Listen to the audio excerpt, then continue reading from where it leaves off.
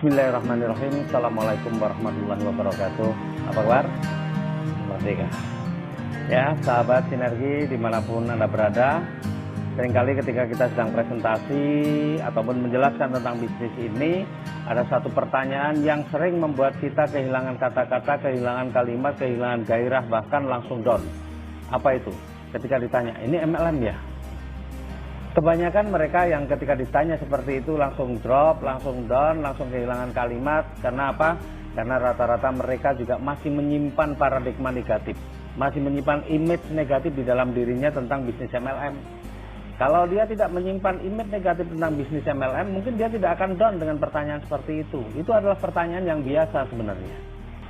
Meskipun itu pertanyaan yang biasa, tetapi kalau kita masih menyimpan paradigma negatif, maka itu menjadi pertanyaan yang mematikan, pertanyaan yang skakmat dari situ. Nah, sahabat sinergi semuanya, maka kali ini saya ingin memberikan pemahaman tentang bisnis MLM atau bisnis network.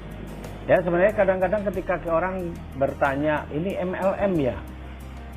Itu kalau kita sudah menyimpan image negatif, maka kita nggak ngerti harus mengatakan apa. Tapi kalau kita tidak punya image negatif, maka kita akan mudah saja mengatakan, lah kalau menurut Bapak MLM itu kenapa sih? Atau bila ditanya, oh Bapak pernah jalankan bisnis MLM? Atau pertanyaan-pertanyaan lain yang biasa-biasa saja. Nah, selama ini secara garis besar dari pengalaman saya, banyak orang ya ketika ditawarkan bisnis network yang menolak. Karena apa? Karena sudah punya image negatif tentang bisnis network. Image negatifnya apa? Image negatifnya ada kurang lebih lah ya, 5 ini. Yang pertama adalah cari-cari orang. Enggak lah, kita harus cari-cari orang. Sebenarnya masalah cari-cari orang itu masalah biasa ya, masalah cari-cari orang ini pekerjaan pengusaha. Saya sejak tahun 93 sudah menjadi seorang wira swasta, menjadi pengusaha. Ya. Nah, pekerjaannya apa? Pekerjaannya cari-cari orang. Dulu saya punya usaha tour and travel, ya, tamu-tamu domestik. Kerjanya apa? Ya cari-cari orang yang mau wisata. Yang wisata itu orang atau bukan? Orang, berarti cari-cari orang. Saya juga pernah menjadi distributor handphone, punya toko handphone. Ya. Kerjanya apa? Ya cari-cari pembeli. Lah pembelinya orang atau bukan? Orang. Ya, jadi cari-cari orang biasa. Bahkan yang punya sekolah, cari-cari murid. Muridnya orang atau bukan? Orang. Ya, yang punya dagangan cari pembeli. Pembelinya orang. Kemudian yang punya pesawat sekalipun, dia cari penumpang. Nah, penumpangnya orang atau bukan? Orang. Jadi persoalan cari-cari orang itu sebenarnya adalah persoalan pengusaha. Jadi kalau pengusaha memang kita sudah latar belakang pengusaha, maka istilah cari orang itu bukan kendala. Nah, kita cari apa? Kita cari partner. Nah, di dalam bisnis ini Bapak Ibu mau cari partnernya orang atau bukan? Kalau Bapak Ibu pengen cari partnernya orang, ya berarti cari orang. Ya. Nah, jadi sebenarnya untuk yang pertama ini adalah biasa, wajar, karena Bapak Ibu semua sedang menjadi seorang independent business owner. Jadi Bapak Ibu sedang berlatih menjadi pengusaha. Maka yang namanya cari-cari orang itu satu hal yang biasa. Kemudian orang bilang ini, harganya mahal. Ya kita tahu di pasaran itu untuk produk yang hampir sama pun harganya bervariasi. Contoh obat ada obat generik, ada yang bukan generik. Harganya wah beda jauh. Bapak Ibu beli mobil, sama mobilnya, tapi setiap mobil harganya beda-beda. Ada yang mulai harga 500-an juta, ada yang sampai miliaran. Jadi kalau bicara harga, itu sebenarnya sangat relatif. Harga itu mahal atau tidak, itu harus dikorelasikan dengan manfaat. Nah, alhamdulillah produk kita ini manfaatnya luar biasa. Jadi orang pakai produk kita, maka tinggal dikorelasikan. Uang yang kita keluarkan ini, ya, sesuai nggak manfaatnya? Sebanding nggak dengan manfaat yang akan dirasakan? Alhamdulillah manfaatnya jauh lebih besar daripada uang yang dikeluarkan. Jadi untuk bicara mahal atau tidak itu sangat relatif, ya tergantung apa? Tergantung dari manfaat yang atau benefit yang kita terima dari angka atau uang yang kita keluarkan. Nih, kemudian tutup poin. Ya memang di bisnis itu hanya akan berjalan dengan baik ketika apa? Ketika juga terjadi pembelanjaan. Ya, nah Tetapi di bisnis kita, ya di BTBS, itu ada 3 plan A, plan B, plan C. Kalau untuk plan A, Bapak Ibu untuk dapatkan bonus sponsor, bonus pasangan, tidak perlu Bapak Ibu harus melakukan tutup poin. Tanpa tutup poin pun Bapak Ibu bisa dapatkan. Tetapi kalau untuk mendapatkan bonus di plan B, maka Bapak Ibu perlu tutup poin, karena bonus plan B ini adalah bonus dari repeat order. Nah, kalau Bapak Ibu tidak melakukan repeat order, maka Bapak Ibu nggak punya bonus plan B. Bonus plan B itu apa saja? Ya, bonus royalti generasi, royalti kepemimpinan, royalti prestasi. Itu Bapak Ibu hanya bisa dapatkan bonus di plan B itu kalau Bapak Ibu melakukan repeat order. Termasuk kalau Bapak Ibu di plan C bonus pengen dapat cruise, pengen dapat umroh gratis, ya, maka Bapak Ibu juga perlu melakukan repeat order tutup poin. Tapi tutup poin kita sangat murah Bapak Ibu. Tutup poin kita ini ada 2. Ya, repeat order kita ada 2, yang 350 atau yang 1.500.000. Jadi kalau Bapak Ibu tutup poin itu sebenarnya hanya untuk pembelanjaan pribadi, keperluan pribadi saja. 350 dapat 2 box, Bapak Ibu dapat produk nilainya 500.000. Ya, itu boleh untuk konsumsi pribadi atau keperluan pribadi juga nggak ada masalah. Dan enaknya kita nggak ada side volume, nggak ada apa yang namanya harus belanja yang kalau peringkat tertentu belanjanya harus lebih banyak lagi, itu nggak ada. Ya, jadi kita hanya cukup belanja tutup poinnya murah kalau kita pengen bonus di plan B ataupun plan C. Tapi kalau tidak mau bonus di plan B ataupun plan C, mau pengen plan A, bonus sponsor, bonus pasangan, Bapak Ibu juga bisa dapatkan, atau di reward prestasi juga bisa dapatkan. Ya, jadi mau tutup poin atau enggak terserah di sini, tapi masih memungkinkan kita untuk mendapatkan rezeki. Kemudian haram. Ya, alhamdulillah, kalau masalah halal haram sekarang kita ini nggak perlu berdebat. Kalau ada orang yang tetap masih berprinsip bahwa bisnis kita haram, ya sudah, ikuti saja mereka. Kalau memang kita juga mengikuti berprinsip bahwa bisnis kita ini haram.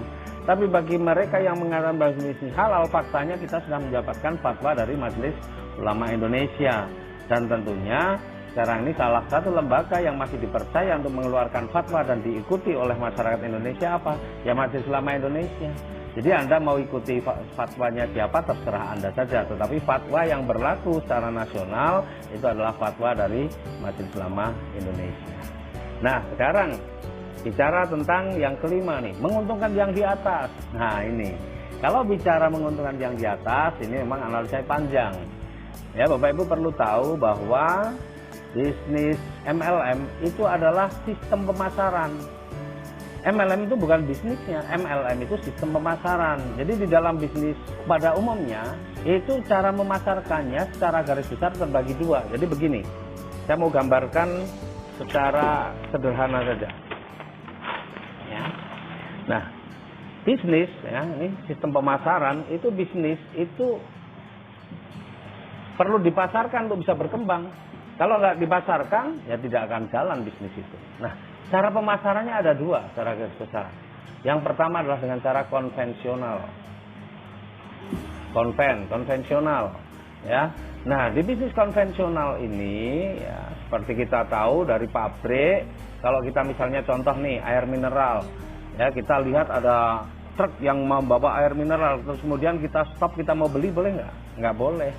Ya, di bisnis konvensional ini ada strukturnya juga, mungkin dimulai dari distributor, kemudian apa, misalnya agen nih, kemudian di bawah agen apa, misalnya ini ada grosir, misalnya di bawah grosir apa, misalnya ini baru ada toko. Nah, di bawah tokonya apa, ya baru kita konsumen baru bisa beli ketika di toko. Nggak bisa konsumen masih beli di posisi ini, nggak bisa. Nah, artinya inilah jalur distribusi. Nah, pertanyaannya sekarang, kalau konsumen ini belanja ke toko, menguntungkan toko nggak? Pasti menguntungkan tokonya.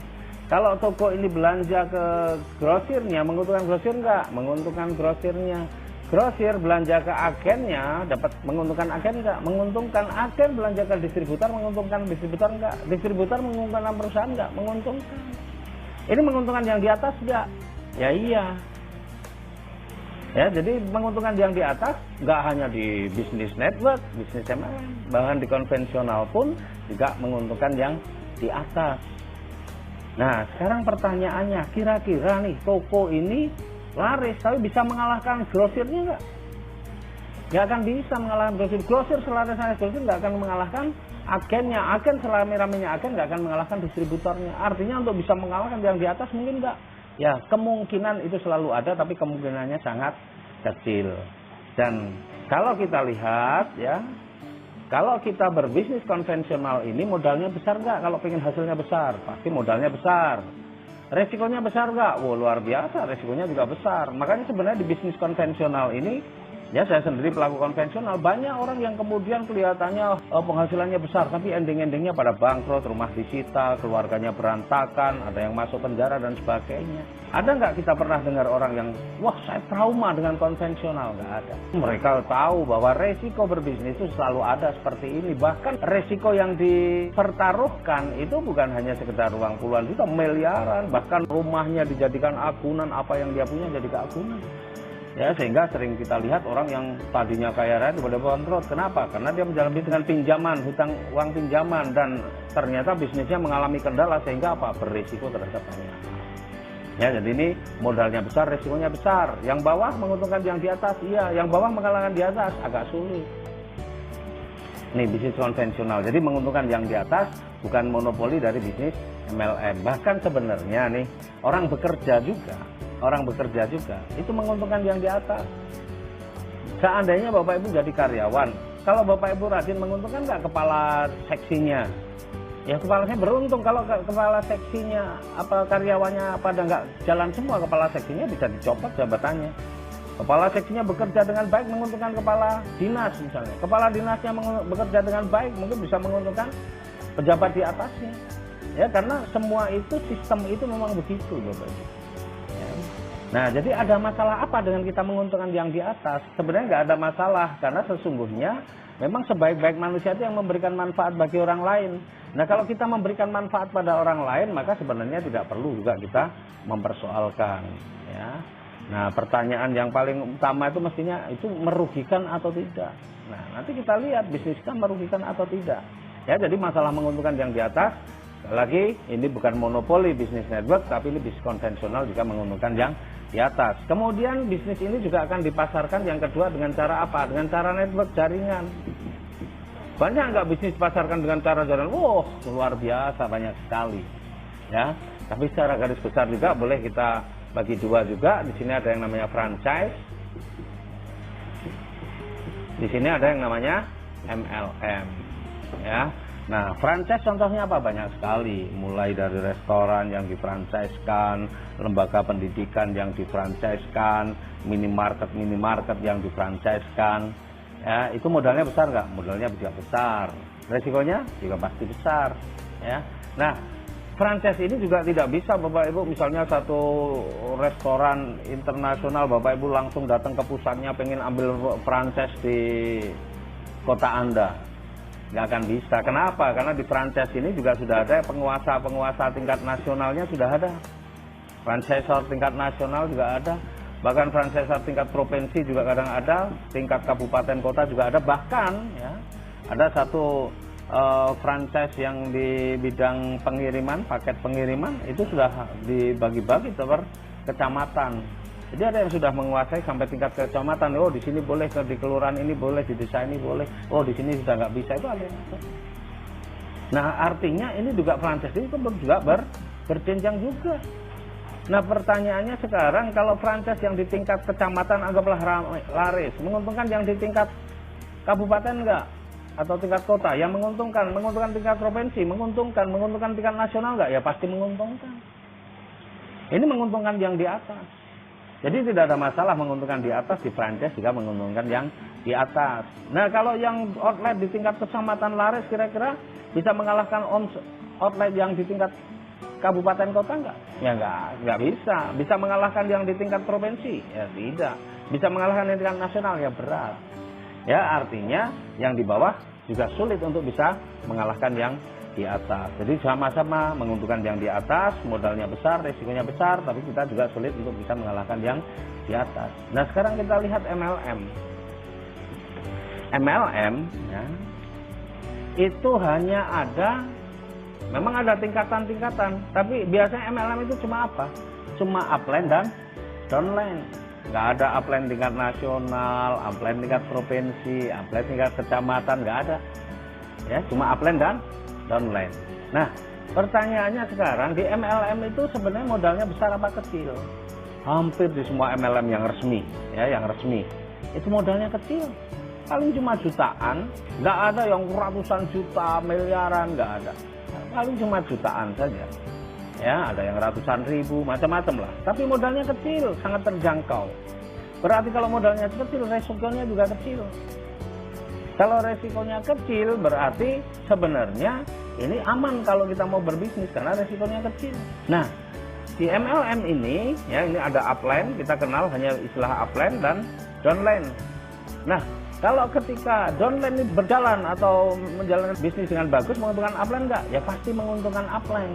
Tapi pertanyaan kedua, bisa nggak downline mengalahkan upline? Wow, sangat bisa, dan itu banyak sekali terjadi di bisnis MLM apapun, bahwa downline mendahului baik prestasinya, peringkatnya, rezekinya lebih besar daripada upline-nya. Itu banyak sekali. Tapi sering nggak kita dengar, wah trauma MLM? Sering. Kenapa justru untuk modal yang kecil, resiko kecil, tapi banyak orang trauma? Sederhana sebenarnya. Kenapa? Karena rata-rata pelaku bisnis network, bisnis MLM belum punya mental sebagai pengusaha. Kalau sudah punya mental pengusaha, sebenarnya nggak ada bahasa trauma ini. Dan trauma itu kan sebenarnya adalah satu manifestasi dari ketidakmampuan dia mengambil pelajaran dari sebuah kejadian. Kalau dia mampu mengambil pelajaran dari sebuah kejadian, sebenarnya tidak pernah ada trauma. Nah, sekarang yang kita harus pahami, ya, yang kita harus pahami, jumlah MLM itu begitu banyak. Di Indonesia juga sangat banyak jumlah MLM yang resmi, yang legal, belum ditambah yang nggak legal. Ya, maka kalau pilih bisnis network, ya yang pasti kan legalitasnya lengkap. Jangan asal pilih-pilih saja. Itu yang pertama, pilih yang legalitasnya lengkap. Kemudian yang kedua apa? Bapak Ibu harus pintar pelajari marketing plan-nya. Bapak Ibu pintar pelajari marketing plan-nya. Ya, selain pelajari produknya manfaat atau tidak, tapi Bapak Ibu juga harus pelajari marketing plan-nya. Karena kalau Bapak Ibu nggak memahami marketing plan-nya, biasanya orang ikut bisnis network cuma ikut-ikutan. Ikut sana, ikut sini, ikut sana, nggak sukses sana, nggak sukses sini. Akhirnya mengatakan, wah sulit MLM nih karena trauma. Nah, maka kecerdasan memilih bisnis network itu juga penting Bapak Ibu. Nah, alhamdulillah ya, kita ini selama ini, saya dan banyak teman-teman itu tidak salah pilih bisnis network. Makanya banyak sekali orang di PT BEST, di Sinergi ini yang kemudian mendapatkan penghasilan yang luar biasa, bahkan bisa terbebas hutang riba, bisa umroh, bisa mengumrohkan, bisa haji, menghajikan, bisa bersedekah tanpa mikir-mikir, ya, dan sudah punya kehidupan yang jauh lebih bagus. Nah, ini bisnis MLM. Maka Bapak Ibu harus pahami ini. Jangan sampai kita juga masih menyimpan image bisnis network itu bisnis yang negatif. Nah, sekarang kita lihat di antara tiga ini sebenarnya untuk kita posisi yang paling menguntungkan posisi sebagai pebisnis konvensional, pebisnis yang di franchise, atau berbisnis network MLM. Ya, kalau saya sendiri, pengalaman saya di bidang konvensional sudah begitu panjang, saya melihat bahwa di bisnis network itu bisnis yang paling menyenangkan.